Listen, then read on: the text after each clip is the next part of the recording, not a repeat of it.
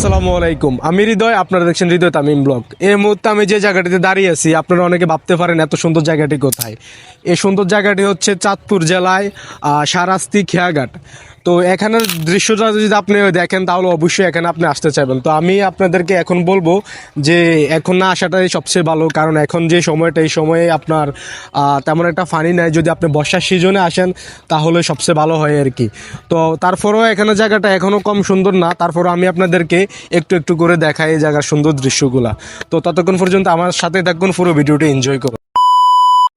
চাঁদপুর জেলা বাংলাদেশ পর্যটক প্রেমিকদের কাছে আরও একটি সুন্দর নাম। এখানে রয়েছে চেনা অচেনা অনেক অনেক সুন্দর জায়গা।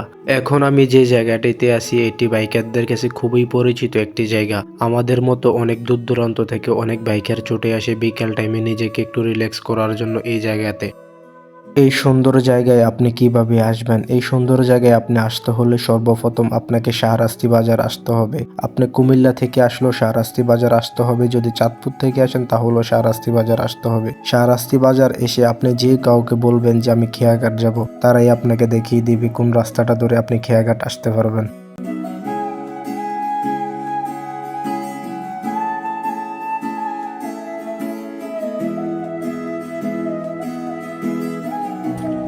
তো আমি ছাড়াও আমার সাথে আমার দুইটা বন্ধু আসলো। একজন হচ্ছে বাপ্পি, হাত তোলো। দীর্ঘদিন দেশের বাইরে ছিল, ছোটবেলার বন্ধু, তো এখন দেশে আসলো, আমার সাথে ঘোরাঘুরি করতেছে। আর আরেকজনও আপনার বন্ধু লাগে, তো বাপ্পির বন্ধু আমারও বন্ধু, এখন আমার সাথে চলাফেরা করে। তো তোমরা এখানে আসার পরে তোমাদের কাছে জায়গাটা কেমন লাগতেছে? দেশে তো অনেকদিন পরে আসলা, আসার পরে এই দৃশ্যগুলো দেখার পরে তোমার কাছে বেসিক্যালি তোমার কাছে কেমন লাগছে জায়গাটা? মাশাআল্লাহ, সুন্দর ভিউ অনেক। আপনারা আসতে পারেন, যদি ঘোরার জন্য ইচ্ছা থাকে তাহলে এদিকে আসতে পারেন। হ্যাঁ, বাপ্পি বলছে আপনারা চাইলে এখানে আসতে পারেন, জায়গাটা আসলে অনেক সুন্দর।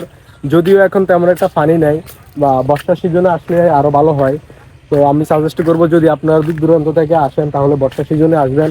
আর কাছের মানুষ হলে তো আর কোনো কথা নাই, তাহলে এই ভিউটা দেখতে হলে আপনারা এখনো আসতে পারেন।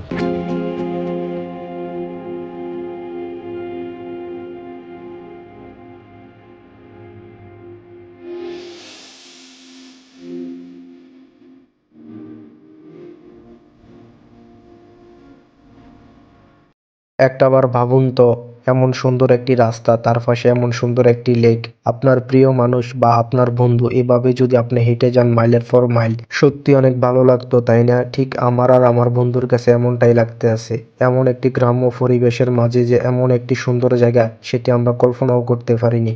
আমি মনে করি আপনারা যারা সময় পাবেন সব সময় আপনারা একটু ঘোরার ট্রাই করবেন। এই বাংলাদেশে যে এত সুন্দর জায়গা আছে সেটা আপনি না ঘুরলে কখনোই বুঝতে পারবেন না। ডিপ্রেশন থেকে মুক্তি পেতে হলে তাহলে আপনাকে প্রচুর ঘোরাঘুরি করতে হবে। তো আজকের ভিডিওটা এই পর্যন্তই। সবাই ভালো থাকবেন, সুস্থ থাকবেন। আল্লাহ হাফেজ।